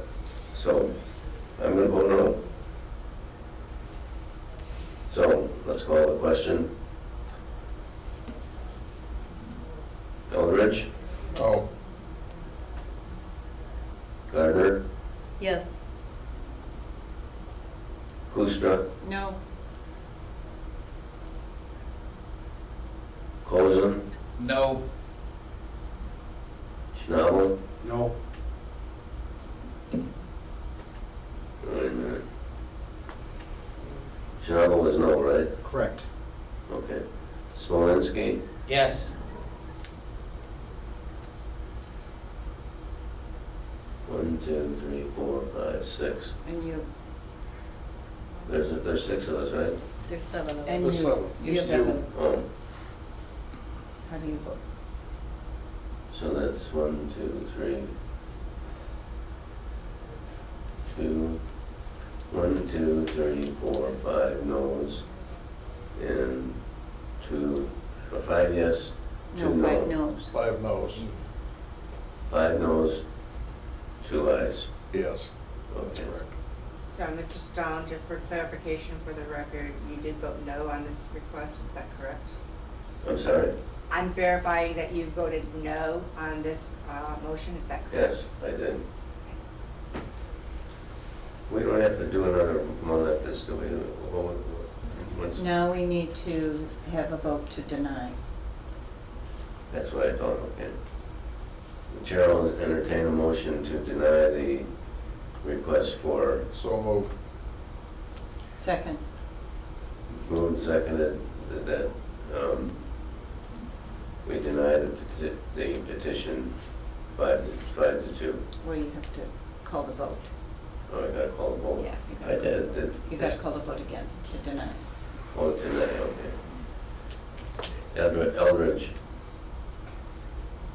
Yes is denial, right? Yes. Yes. Gardner, No. Cozen, Yes. Schnabel, Yes, denial. Stone, yes. Did I do no? Now you got Smolinski. Smolenski will give you a no. Let him tell. no. You're a no? I was a no the first time. He's voting no I was to yes the deny. first time, right? Okay. And I'm voting yes to deny. I don't know if this tells anybody what we've done. Okay. The motion failed. No, the motion passed to deny. Yes. Motion- 5 to 2. The motion passed to deny it. It's the first time I've ever faced this. Clarification, did Ms. Gartner vote on this motion? I Yes. did, I voted no. Okay. Is there anything else we have to act on? So this will go to the county board with a 5 to 2 denial, correct? Right. Okay.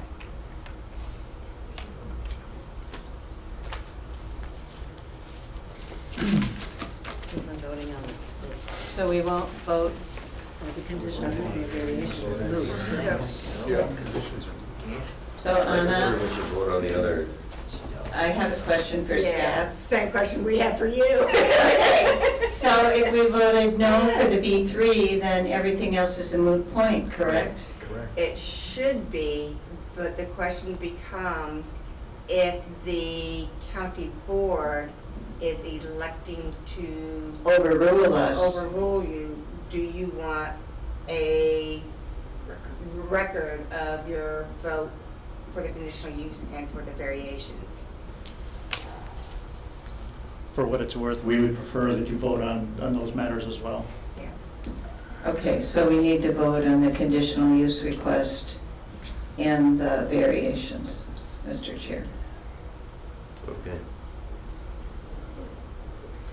So I'll move that Can we you bring me approve another one the, of these forms?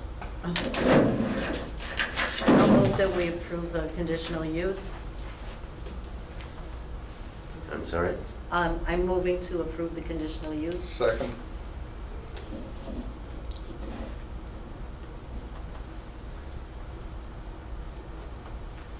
Let me help you with recording, Dave. So we're going to go Right. for conditional use request.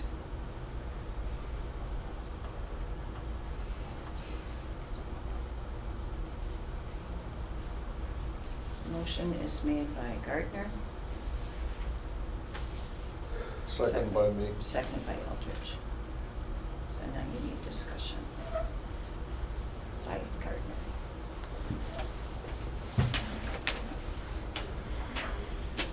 Okay, discussion, Gardner, on the motion Conditional use. for conditional use. As I stated before, I think that this is a good business plan.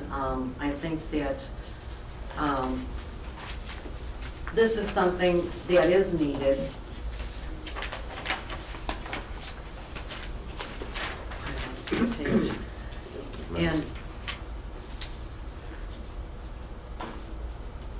I think if the zoning had gone through as you needed, I think that this would be a good place for this business, and even a good place for other businesses in the future, so.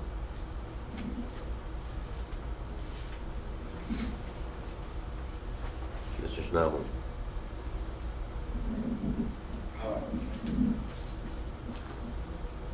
The location is not less than ideal, I will say that. However, I'm still uncomfortable with some of the layout of the parking and the way that there's not been a more formal plan presented with the driveway in particular. And, I see a lot of curvature up there. That's the existing road, I understand that, but I feel there's some details lacking.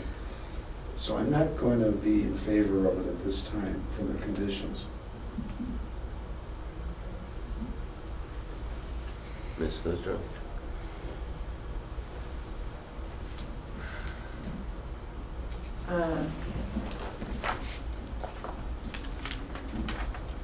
Yes, this request is for conditional use for a storage yard with some variations, and are we, I imagine we're including the variations with this Yes. request, Ms. Gardner? I was looking to vote separately, but. Oh, okay, we can vote separately on the variations, okay. So on the conditional use request itself as a storage yard, when I look at the definition of a storage yard in the ordinance, it talks about materials for sale or lease or something. I'm not thinking about trucks, being a trucking yard, but I guess that's kind of what that's the closest thing I suppose we have to a truck storage facility. And this is for trucks that would be renting space from the petitioner, which is a variation that they're asking for, that they don't have to own the trucks that are here. So it's a commercial enterprise where different truckers are using this spot for parking either loaded or unloaded vehicles, maybe sleeping on site in their sleepers. And you're right next to wetlands. It says that they won't be changing oil or doing any sorts of things. They're asking for a variation so that they don't have to do asphalt. I'm just concerned about the site that this is and the surrounding environmental on the land use plan. There's environmental sensitive overlay on this. area, and there are some wetlands on the property. And I'm just not happy with the storage yard here with all these trucks being stored, and they're saying that they wouldn't allow hazmat materials or any, or tankers. But I'm thinking that the county board should, they can't go inspect somebody's truck on the property. And I just think that it's a policing nightmare for the county board to try and do that in this area to try and protect the environment. And I think a storage yard in an industrial area, or in a different area that doesn't have in this location, but I'm not in favor of this conditional use request. Mr. Eldridge. Thank you, Mr. Chairman. I agree with a good deal of what Ms. Kuster has said. I have no doubt at all that this is a good business plan and that there is a need for this type of service in the county. However, I regard this use as both generally unattractive visually and potentially environmentally stressful.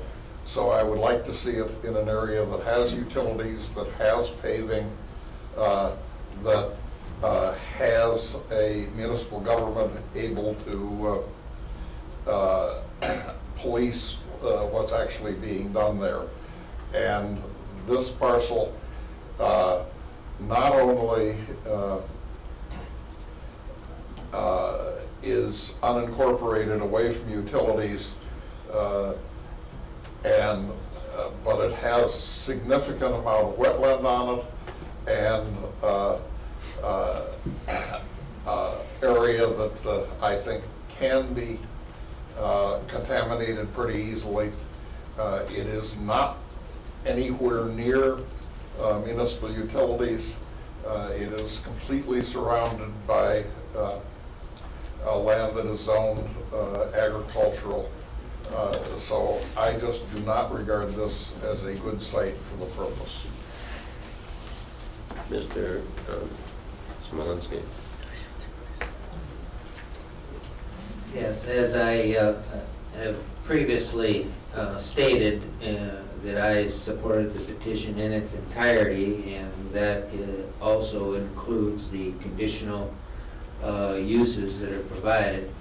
So I would also like to take the opportunity, as my colleague Ms. Kuster did, to make a little editorial comment on enforcement of conditional use permits.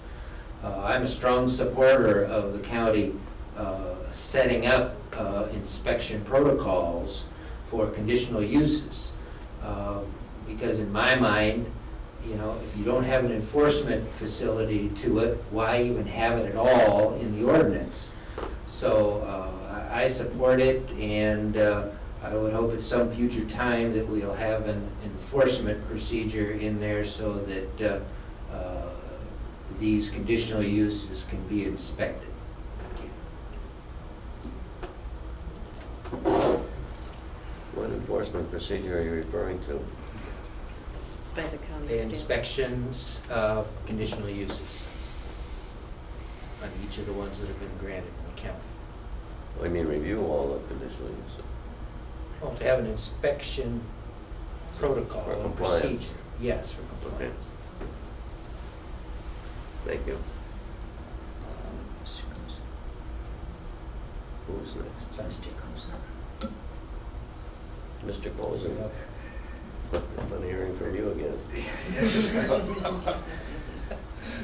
Mr. Chairman, I appreciate this discussion as well as the editorial comments, and then not to pile on, but it is of a certain degree of irony that we are having this discussion during Groundwater Awareness Week. Notice of that was received, at least by me, and I don't know how many others in the county, from the county, calling to attention to be protective of private wells. And if there is anything to be taken away from this, is that we do recognize that there will be a need for these businesses. And with those businesses locating in the county, there should be corresponding needs to protect such going forward. And at this is too early a time to bring an active program without those protections in place and having said such, an action taken appropriately during groundwater awareness. Thank you. Okay, so now we're ready to vote. So now you get to take the vote for the petition. Do we, has everybody discussed? Yep, unless you have something to add. No, I don't have anything to say. Okay, we're gonna call a question on the motion for conditional use request. Eldridge, No. Kustra, No? Cozen, No. Schnabel, No. Smolinski. Yes.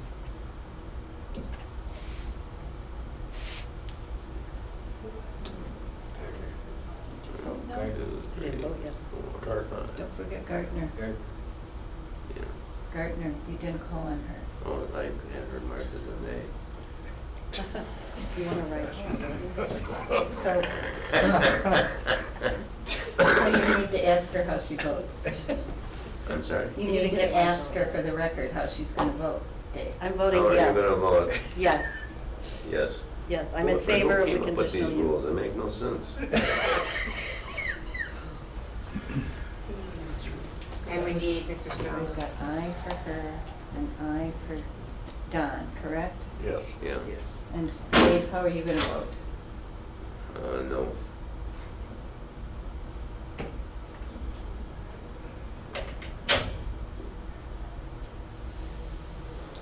Okay, do we have anything else to go over? Yes. Variations. Let's take a motion to deny. A motion to what? To deny. Oh, yeah. Okay, Chair will entertain a motion to deny. So moved. Second. So this is a motion to deny the conditional use request. Do we need to have discussion? No. No. I don't think so. We just go through the vote again. Okay. I think I'll make it 0 for, Over here, maybe, no more yes. okay. The motion is for a conditional use permit. To deny the conditional use permit. A no, is a yes vote is a no vote, or a A yes vote is for denial, yes means no? yes. Eldridge, Yes. Gardner, No,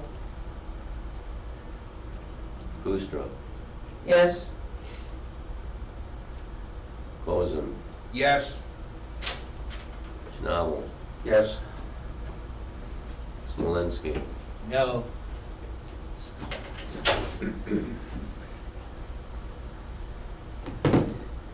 And you? And you? And you? Yes? No? I We're would, voting to deny? yeah. That's a yes, right? That's a yes. Okay, well, we messed that up very bad. And we need motion for variations. Yes. So now we need to go to the variations and a vote, motion, And whether we're gonna approve the variations or not. Mr. Chairman, I would like to have the variations separately because I'm going to vote in favor of one. I oppose the other one. Well, so was, you, the two board members have that. Okay, Mr. Eldridge, you want to put a motion on the one that you'd like to accept? Sure. The variation to permit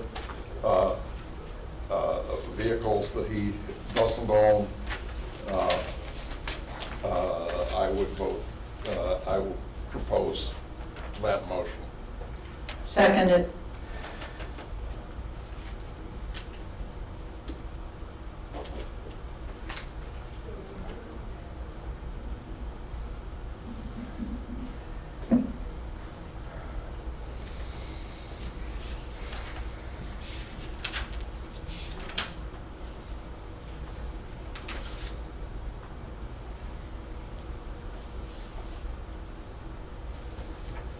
Okay, we have a conditional, how many conditional uses? No, we're voting on the Two variations. two variations. Variations. So Charlie made a motion on the first variation that we approve it.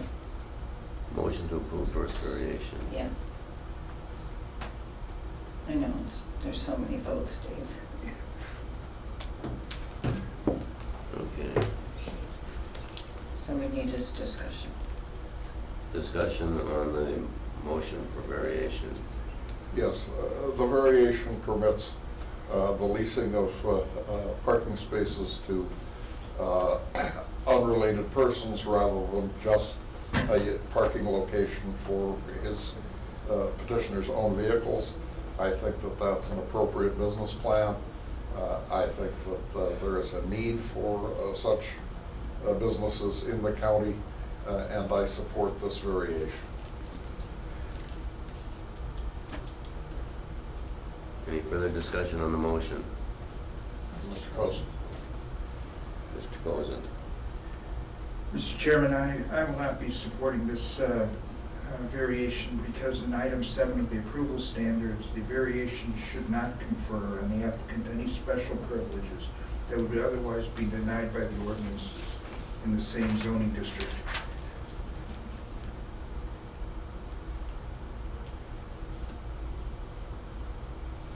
Mr. Smolinski.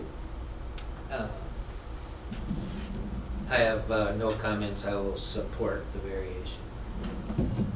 Mr. Eldridge. I've already spoken.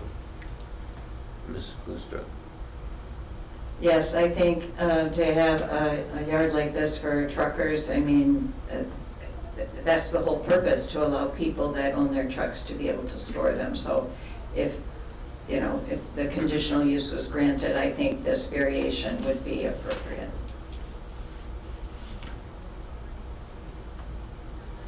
Mrs. Gardner. Ms. Gardner. I am supporting this variation. I think that because we don't really have anything in the UDO that covers this, we do need something like this. And maybe we'll want to give further thought to this in the future. But in any case, I support it.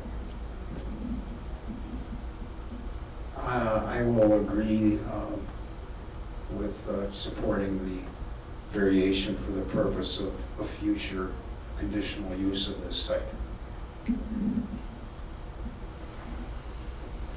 now you need a vote. I'm going to call the question on the motion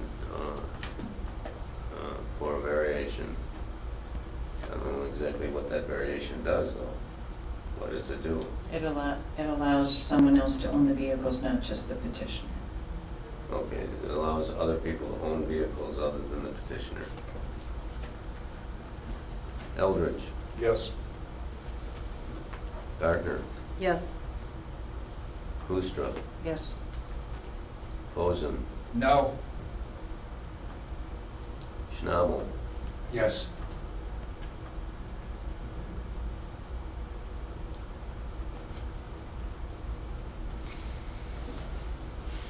Smolinski. Yes.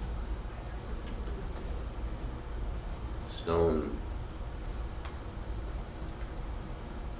Man, this is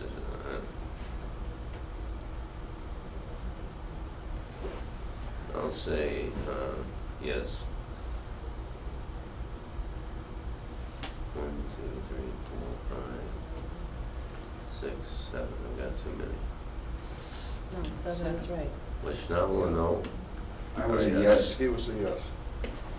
It's 6 to 1. 6 to 1. 6 to 1. Okay, Now we've got another variation. another variation. Charlie, you want to make a motion? Yes, I'll make a motion to approve the variation to permit the petitioner to not pave anything except the entry driveway. I'll second. Oh, go ahead. I'll second it. So motion by Eldridge, second by Smolinski. Motion by Smolinski. Seconded by Smolinski.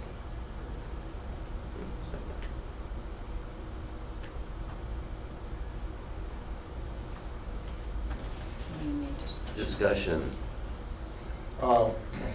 Yes, I think it is simply impossible to operate this type of business without a fair amount of leaking onto the ground. I do not believe the compacted gravel is sufficient protection And I think that's particularly so in an area that is adjacent to wetlands. And therefore, I do not believe permitting this to go forward with, without paving is appropriate. I realize that it puts a financial burden on the petitioner, and that because what he's proposing to park there are very heavy, this would be a very thick amount of either concrete or asphalt paving that would be required. And I understand that that is expensive, but I think that it is a cost we need to bear to protect our environment. I think that that's why generally it would be more appropriate to have this kind of use within municipalities where likely property that he'd be looking for this purpose already would be paved. Call the question. Eldridge? Well, we gotta let discussion, Mr. Other Cozen. people may Oh, want to we discuss. didn't finish. I finished, but Gotta let other members of the board have their points. Go ahead. Starting Mr. Cozen. Thank you, Mr. Chairman. I'm, at this end, I too concur in the denial of a vote to deny this variance, as finding in item 5 that this variation would be detrimental to the public welfare or injurious to other properties or improvements in the neighborhood as so described in the discussion and by my colleagues. Mr. Smolinski? I will maintain my consistency in supporting this petition, so I will support it. Consistency is not hobgoblin with small minds. Oh, that was a dig. That was it was close to insulting. You finished? I'm finished, yes. Mrs. Booster? Yes, I agree with the comments of Mr. Eldridge and Mr. Cozen, and I'll be voting against the variation. Ms. Gardner? This is the only part of this petition that I didn't really agree with, and I would really like to see some hard surface under these trucks in that area where the water is likely to be affected should something happen. And you never know if something's going to happen until after it happens, which is the problem. So I won't be in favor of this variation. I don't want to set the precedent of being in favor of this variation at this particular time for this particular applicant, so I will not support it. However, that doesn't mean someone in the future can't demonstrate a need for it and prosecute a case for it at a later date, but at this time I will not support it. Okay, we'll call a question on the motion for the second variation. Eldridge? no. Gardner? No. Kustra? No. Cozen? No. Schnabel? No. Smolinski? Yes. Stone? No. So now you need a vote to deny. Sorry. I move denial. Second. I think you can just Yeah, ask the voice vote. discussion. You can just ask for a vote. Well, I'm going to call a question. All those in favor signify by saying aye. Aye. Aye. Aye. Opposed? Nay. Right, the motion failed. No, the motion The motion passed. Yes. Motion passed. 6-1.